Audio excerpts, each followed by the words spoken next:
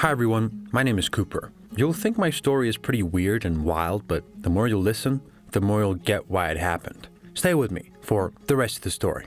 My parents are quite elderly. I'm their only child, and they've both taken care of me my whole life, raised me with all their might.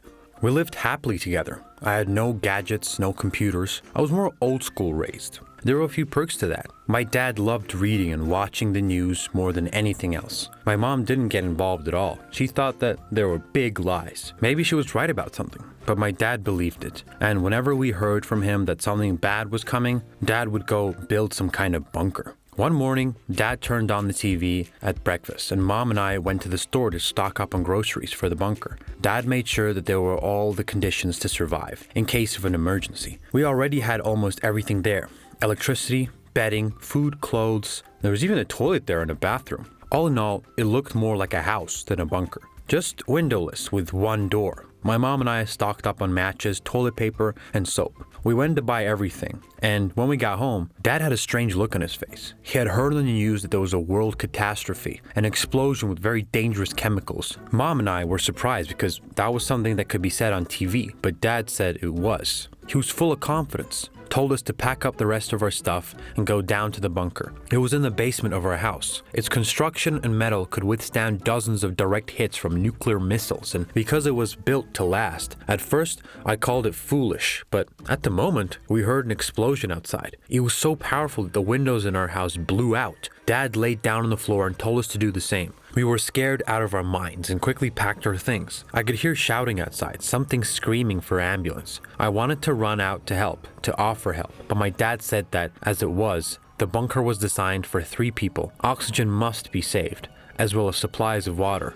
I was sad, but I listened to my father and we climbed down. There was no TV, much less internet, so we cut ourselves off from the world and thus made ourselves safe. At first, I thought it wouldn't be long. We'd live there for a couple of days and then I'd go out and explore. But from the moment we got down there, another life began. The first thing we did was check to see if everything worked. Then my mom sorted through the groceries and hid some stuff in the fridges. We had a bunch of flashlights and candles and a whole box of batteries just in case. I took one of them and sat down at the table. There was a mini kitchen. There was no appetite. I tried to listen to the noise outside, but I couldn't hear anything through the thick layer of metal and earth. After a couple of hours, Mom got out some food and we ate. Then I picked up a book and started reading. In the evening, we went to bed. It was very unaccustomed to sleeping in a bunker and not in my big bed. I woke up and then went back to sleep. The next morning, we washed our faces and ate again. And toward lunchtime, we played board games. And so every day was like this. Because I hadn't moved much for days and hadn't seen the light, my body began to feel weird. My muscles ached, my body ached. It felt like there wasn't enough air. But my dad said that it was adaptation, like everything would be fine. After a week, I was already starting to lose my mind. I asked my father to go out and check outside, but he forbade me. After another week, he and I already started fighting.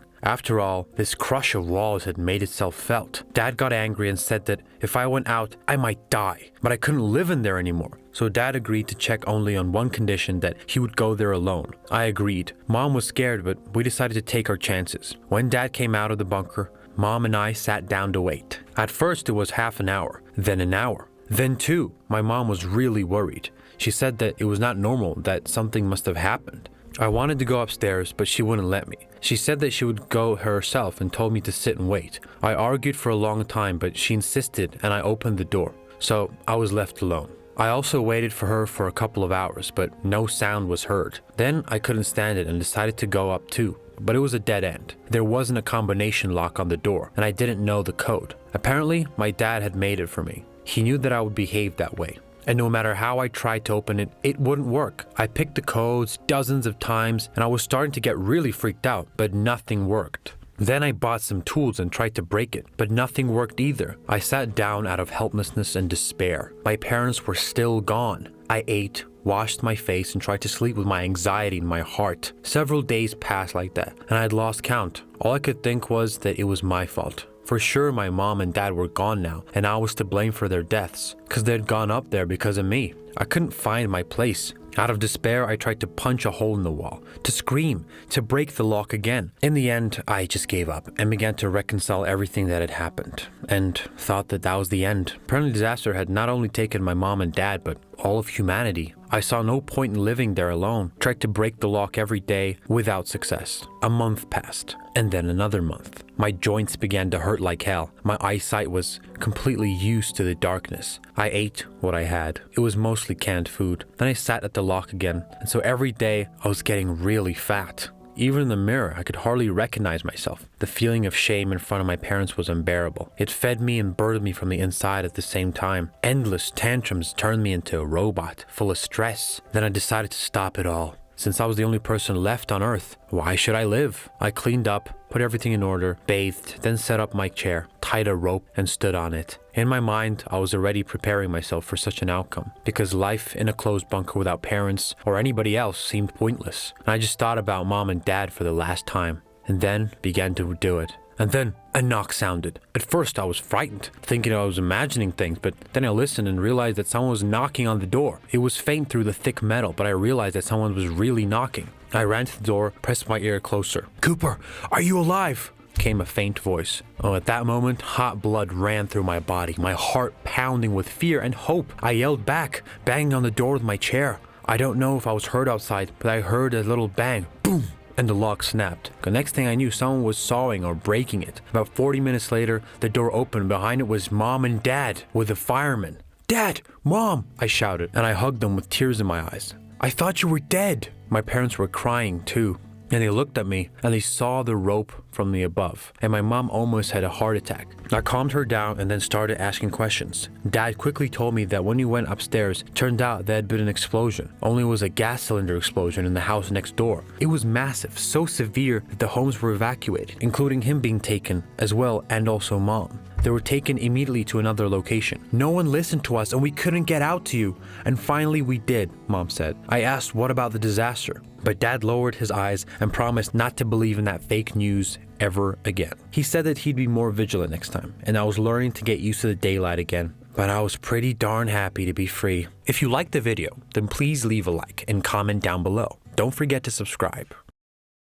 I never thought that the people closest to me were gonna kick me out. I was left without a family, a home, and no money. But let me introduce myself. My name is Julie, and I graduated from high school a couple of months ago. My whole family, my dad, my mom, and 2 sisters were very happy about my graduation and helped me pick out a college. My dad wanted me to study economics. My mom wanted me to go into graphic design, and my sisters wanted me to be a translator. What did I want? I actually didn't know. In general, I was at a crossroads for quite a long time, and my mom said I should pick a direction already, because the clock was ticking and I had to make a decision before exams. I decided to listen to my parents and pick a serious degree. I began to prepare for the exams, studied all day and night, and was conflicted in my abilities. The day came, and I walked into the exam hall nervously and took out the question paper. It wasn't that hard actually. I finished quickly and left the hall happy.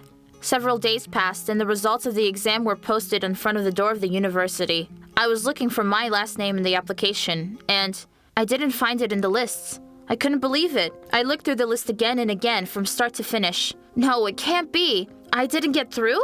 The tears began to roll down my cheeks, and the first thing I thought about was what I was gonna say to my mom and dad. At that moment, I got a call from my mom. "Darling, Aunt Martha and Uncle Sam are already celebrating your acceptance. Well, don't keep us waiting. What was your score?" For a second, I passed out and did not know what to answer. I whispered, 340, in a trembling voice. I heard my parents clapping with joy in the other end of the line. My aunt and uncle congratulated me, saying that getting as many as 340 points was incredible and that I am a really bright girl with a big future.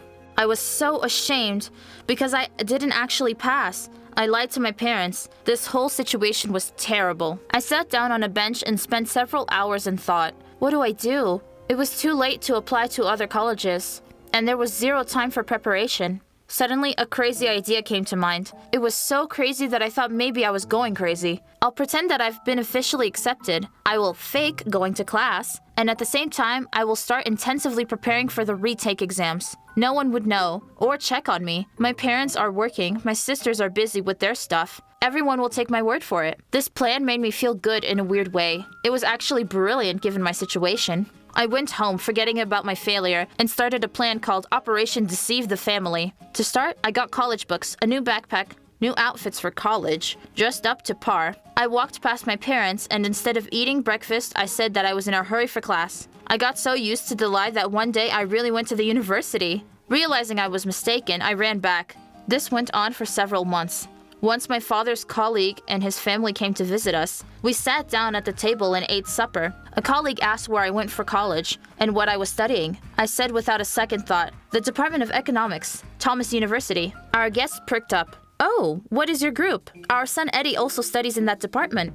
I blushed. Group EF 2020. Eddie, who was sitting next to me, was very surprised and started asking me questions that I could not answer. Is that a group? Who is your tutor? It was clear from my confused face that I didn't know what to say. Mom looked at me suspiciously. I tried to joke to deflect the convo, saying that the guests were probably tired of hearing about my studies and we should talk about something else. And I quietly waited for the moment to leave the table. Just as the guests began to discuss politics, I immediately ran to my room, closing the door.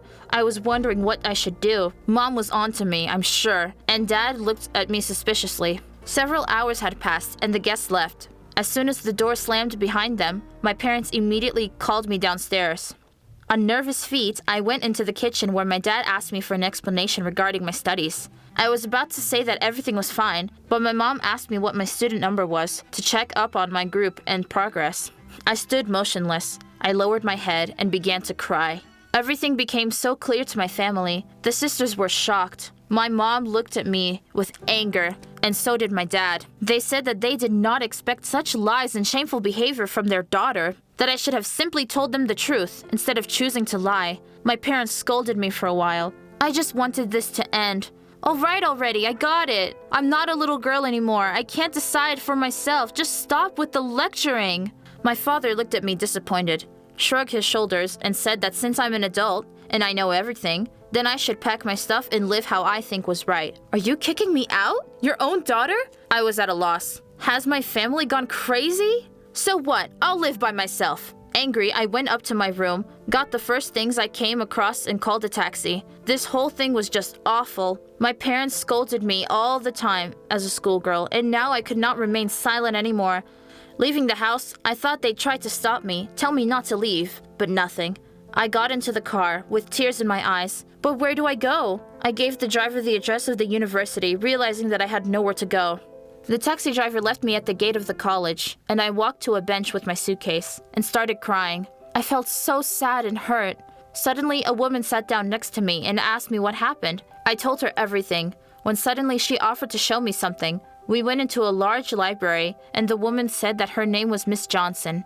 Apparently, she had been a librarian at the university for over 20 years, and since I was in such a dire situation, she'd help me. She kindly offered me to stay in her room until I found a job. I was so glad and said yes. To thank her, I helped her with her job, cleaned the shelves, kept the library hall organized. Several days had passed and my dad texted me. He asked me to return home and ask for forgiveness. I refused and said that I'll be living in the university and I wouldn't return. It became personal for me to pass the retake exam, and I studied hard, and Miss Johnson helped me pick out the right textbooks and reading material. The day of the exam came, and guess what? I passed! I got an excellent score and managed to get in with a scholarship. I was so relieved and happy. I immediately called to tell my family. Everyone was so happy, but Dad jokingly asked if I was lying this time too. In general, I got my happy ending, and I'm grateful for everything that made me more mature and independent. And I promised always to tell the truth and never lie like I did. If you liked the video, then please leave a like and subscribe to our channel.